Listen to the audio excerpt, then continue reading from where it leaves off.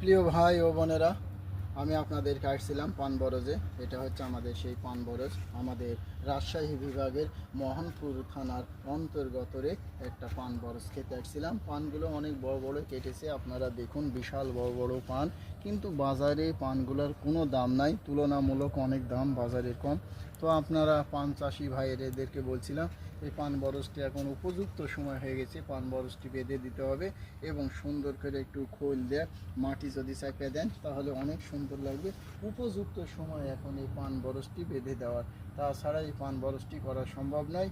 এবং পান বরজে পর্যাপ্ত পরিমাণে শক্তির অভাব, শক্তি দিতে হবে। জৈব সার আপনাদেরকে পর্যাপ্ত পরিমাণে জৈব সার দিলে এই ছোট ছোট ন্যাংরা কুকরি মুখি পানগুলো ওইগুলো হবে না। এমনিতেও বাজারে পানের দাম নাই, তবে এগুলো লং যদি বড় বড় পান হয়ে থাকে সেক্ষেত্রে আপনাদেরকে উপযুক্ত সময় এখন এই পান বরজটি বেঁধে দিতে হবে এবং এই ম্যাঠরগুলো ভেঙে দিতে হবে। প্রিয় ভাই ও বোনেরা, আপনাদের সকলের জন্য আকুল আবেদন আমার, মামা খালা দাদা চাচারা, আপনারা বেশি বেশি করে পান খান, না হলে আমরা পান চাষিরা তো মারা যাব।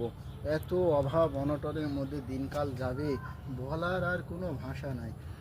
আপনাদেরকে বলছিলাম আপনারা অবশ্যই একটু একটু করে পান খাওয়া বেশি বাড়িয়ে দেন।